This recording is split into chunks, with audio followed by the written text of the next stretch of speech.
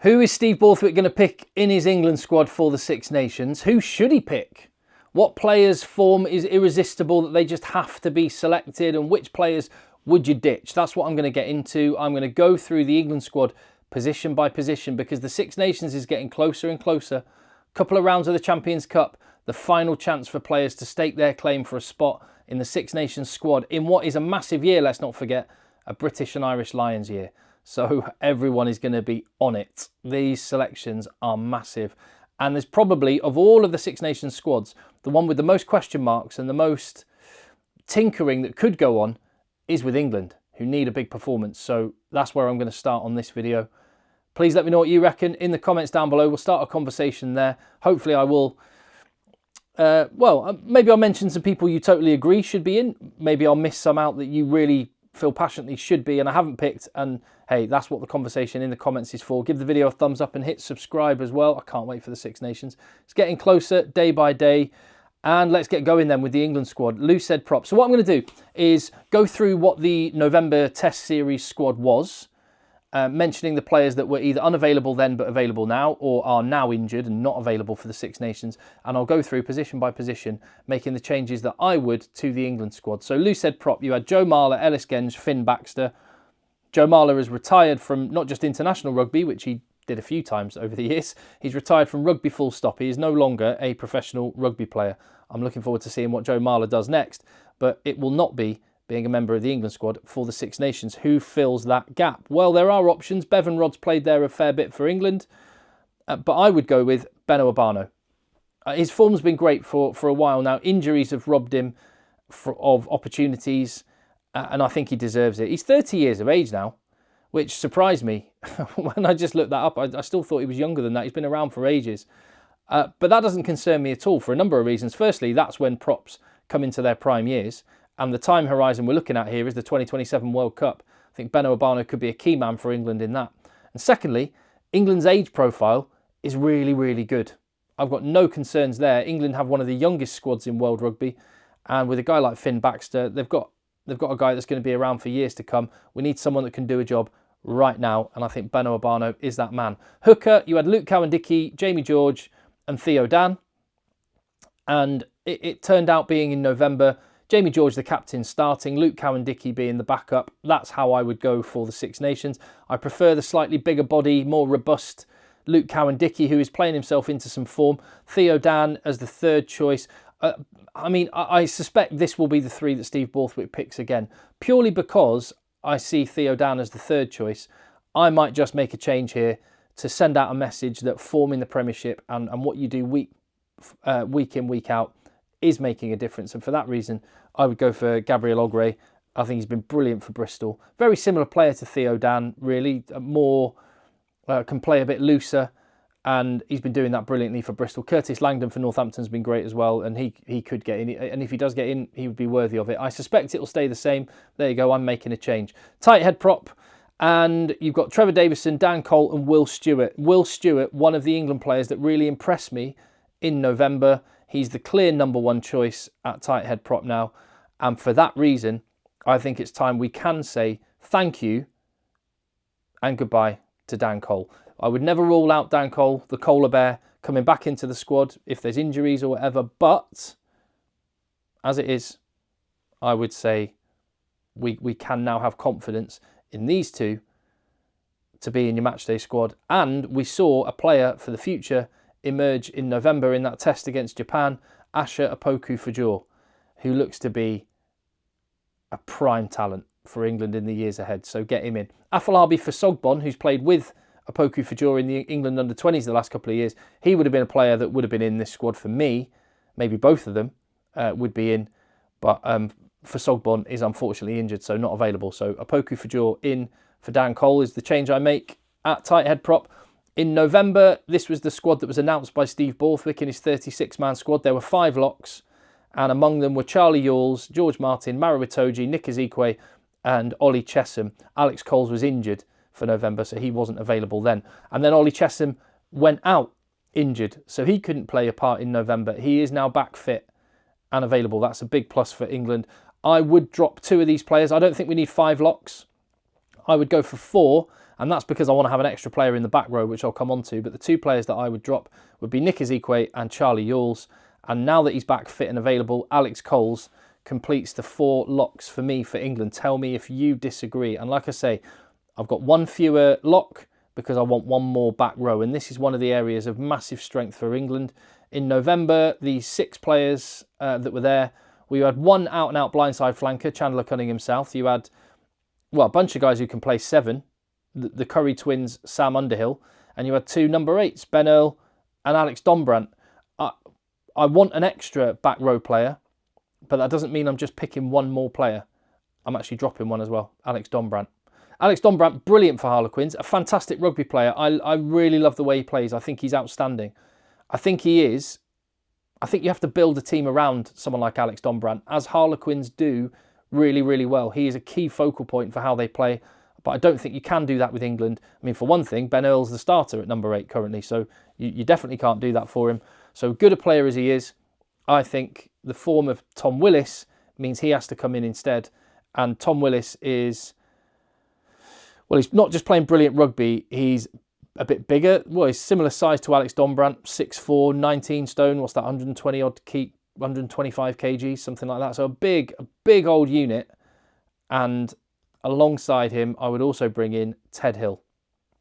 And that, to me, gives you perfect balance across England's back row. You've got 2 out-and-out 6s, Chandler Cunningham South and Ted Hill. Yes, Ollie Chesham can play there, and I'll come to that when I come to my matchday squad and 23-man squad. Ted Hill and Chandler Cunningham South, 2 6s. You've got out-and-out 7s in Sam Underhill and Ben Curry. Tom Curry and Ben Earl can play across the back row, and Tom Willis as an out-and-out number 8. And to be honest, whichever 4 or 5 players you pick in a matchday squad out of those 7, good with me. They're outstanding. England have no problems in this area. Just the changes I would make there. Dombrandt out, Willis and Hill in. Let me know if you disagree. Henry Pollock is a player that I've been so impressed by, and I think he should be used in the England A games because the England A team are going to be playing. And I think his time will come. Henry Pollock and some of these other young guys should tour and will tour with England in the summer while the British and Irish Lions is going on. I wouldn't have him in just yet. Scrum half, last time out in November, Harry Randall, Ben Spencer and Jack Van Portfleet. All of them got game time. Ben Spencer started some, Jack Van Portfleet started some, Harry Randall was on the bench a lot. I would drop Jack Van Portfleet and bring Alex Mitchell straight back in. He's the number 1, he's the starter. England missed him more than any other player, and it's a massive boost that he is back. That could make such a big difference. I'd keep Ben Spencer, but I would have Harry Randall as my backup. As I say, I'll come to my matchday squad in a minute. Fly halves, the 2 Smiths. George Ford is now available. He wasn't in November. I would bring him back into the squad, and I don't think England have any problems whatsoever. Honestly, I don't mind who starts. I don't mind who's on the bench, and I don't mind who's not in the matchday squad. They're all brilliant. Many countries would love to have one of these guys. England are lucky to have 3 outstanding 10s. Marcus Smith was brilliant in November. I expect him to continue in the 10 jersey for England. As I say, I'll come to my team in just a minute. Centres, there were 4 in November. Alex Lazowski and Luke Northmore didn't get any rugby, and it was just Slade and Lawrence that played in midfield. Henry Slade copped a lot of stick, I think unfairly, in November. It looked to me like system issues, not individual issues, and Henry Slade's been one of England's best players, and he's still an outstanding rugby player. I would definitely keep him in. Because they didn't get any rugby, I'm sort of thinking, what's the point in keeping it the same? Luke Northmore out, and I bring in Seb Atkinson. I mean, the likelihood is that whether it was Northmore or Atkinson or maybe Oscar Beard or Fraser Dingwall, the chances are that player is only going to play against Wales or maybe Italy. And if that's the case, well, if you're not confident in Northmore, and Beard's been in the squad and not been used, and Dingwall's had some chances but not many, get someone new in. Maybe Seb Atkinson has got what it takes to fill that problem position for England at 12. And in the back 3, in November, there were 7 players there. And because I've gone for George Ford back in the squad, that means I have to drop one of these. I have to go down to 6 outside backs. But as it happens, 2 players from the squad in November are injured. Emmanuel Faye-Waboso and George Furbank, who'd both likely be starting against Ireland, they are both injured, so cannot be picked. So do I just keep these 5 and pick one more? No.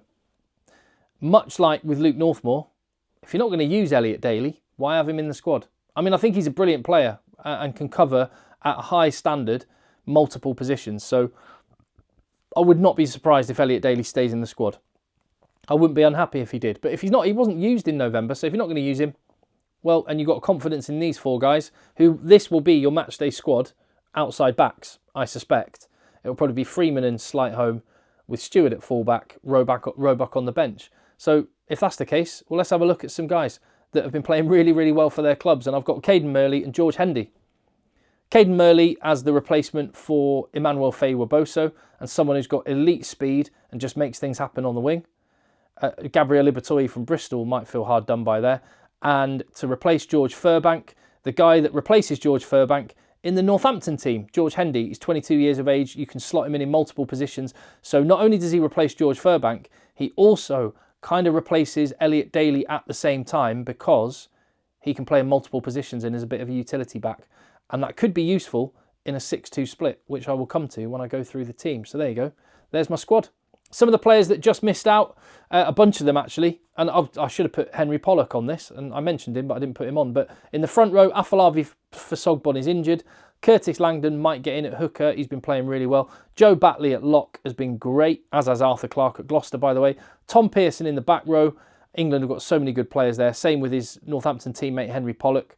I have them more for England A, and I would not have them in the Six Nations squad. Fraser Dingwall, Oscar Beard in the centre, Gabriel Ibatoye on the wing, and Joe Carpenter. I would not be surprised to see some of these guys in the England squad. Joe Carpenter, maybe over George Hendy as the replacement for George Furbank. Maybe that's what Steve Borthwick will do, and if he does, fair enough. These are the guys that are probably closest to getting into my squad. Tell me what you would do. Any of these get in your squad? Let me know. This is the 36-man squad I have picked then. 20 forwards, 16 backs, and not massive changes. And really the changes I have made are the ones that are going to be squad players. And for the most part, the actual matchday squad is going to be basically the same as it was in November and during last Six Nations, except for the players that are injured, like Faye-Waboso and Furbank. So with that in mind, let me pick a matchday squad. Who would I start right now? If I were picking today, who would start against Ireland? Well, my team looks like this. And I said I'm leaning heavily on the team that played in November. The back line is pretty much the same. Obviously, no Faye-Waboso, no Furbank. So Stewart comes in at fullback. Slightholme, Freeman on the wing. Still Slade and Lawrence.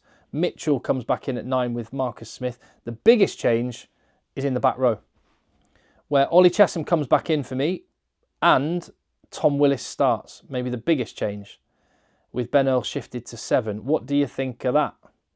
The rest of the team pretty much picks itself at the minute. Back row is maybe the one area where you've just got to strike that balance. Personally, I think Chandler Cunningham South is absolutely outstanding. He's only 21. What a future the guy's got. I love him off the bench. Just coming on, 30, 35 minutes left and just coming and just wreaking havoc.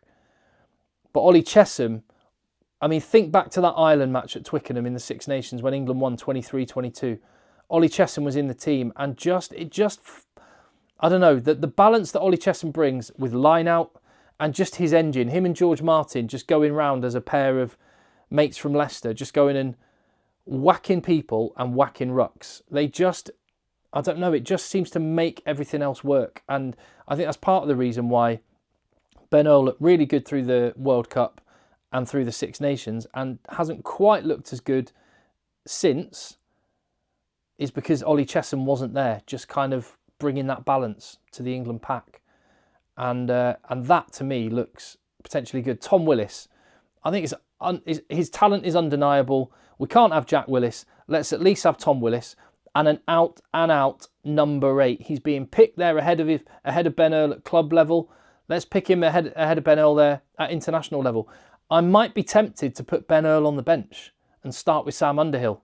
I could quite happily go with that. But as it is, I've got Cunningham South and Underhill on the bench. And my goodness me, when you look at that bench, compare it to the bench Nick Ezekwe and Alex Dombrandt England had on the bench in November, and the bench had no impact. Now, England have got Abano, Cunningham South, Underhill. What a difference that makes. Just have a look at what England's team could be like in the final quarter. If you wanted to make those changes, you bring Cunningham South on for Chesham. You put Sam Underhill in the back row and switch Ben Earl to number 8. I mean, that is a pack with firepower. And in the back line, you could shift Tommy Freeman to 13 perhaps, bring Tom Roebuck on the wing. You could drop Marcus Smith to fullback and bring on George Ford or Finn Smith, whatever the case may be. I still don't think Marcus Smith at 15 is over. I think he plays there a lot for Harlequins, and within games, not necessarily starting games, but within games, I think there is something to be said for the two playmakers.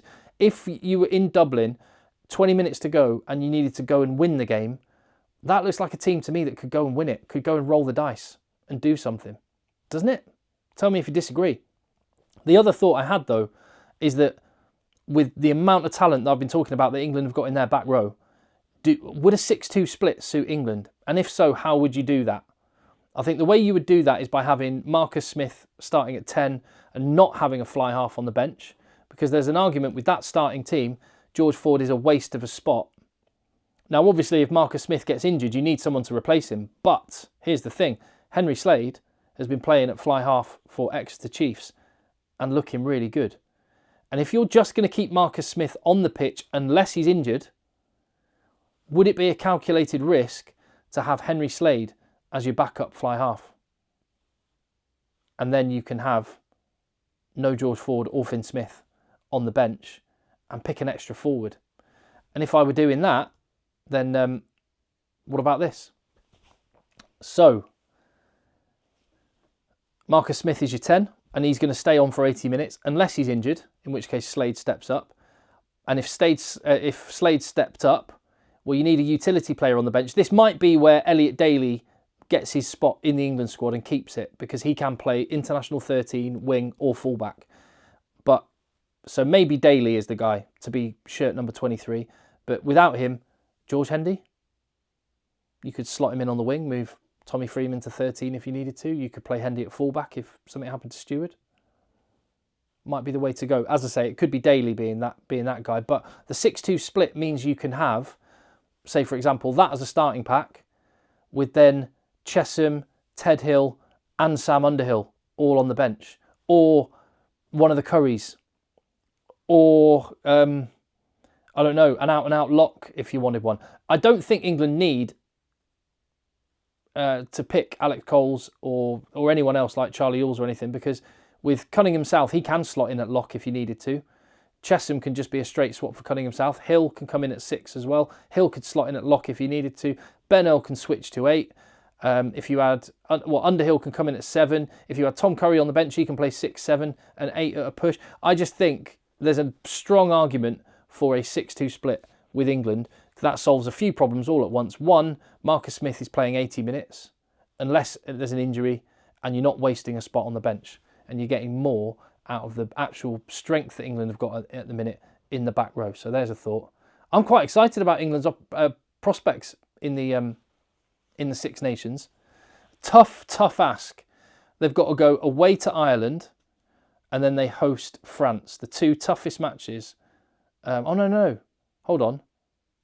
Is it Italy second? I can't remember. No, I think England play Ireland away, then France at home. If they can come through those games with one win, then I think England are going to be in contention to challenge for the Six Nations. But that's a big ask. It's a big ask. I don't know why. I don't know. Just it's the hope that kills you, isn't it? I think England could do something this Six Nations. I think they've got good players. I don't think we need to change it massively. I think it's just little tweaks here and there and a mindset shift that says just go and win the game rather than try and stay in the game. And I think England could be in business. Let me know what you think. It would be almost impossible for us all to agree. So if you have a different thought, let me know and let's start a conversation down in the comments. Give the video a thumbs up, hit subscribe. I'll see you in the next one.